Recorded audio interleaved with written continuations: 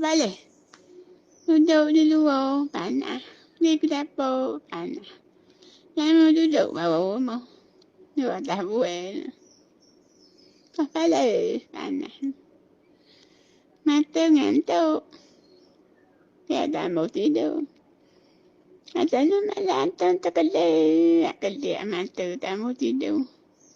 Ngeriang ke kanan, ngeriang ke kiri. Tak mau tidur.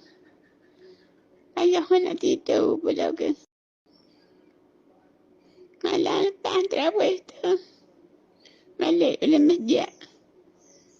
Dah pukul berapa? Tak mau tidur. Mata sikit keluar. Tak nampak mata.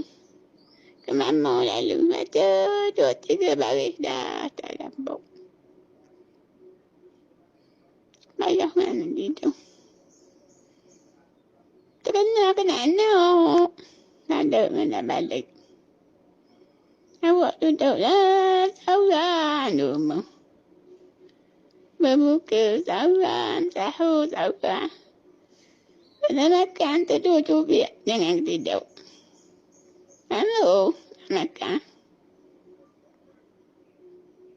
Tak ada pun tak balik, masing-masing sibuk bekerja. Afternoon gitu, datang gitu. Afternoon tu lah. Bini orang. Ayah nak balik. Nak duduk rumah dia kawan. Kita payah nak mari. Nak ke jamban. Rumah orang lawa kemas. Marah dah orang. Takut marah dah orang. Rumah orang lawa. Itulah rayanya dah tua. Kuning duduk rumah.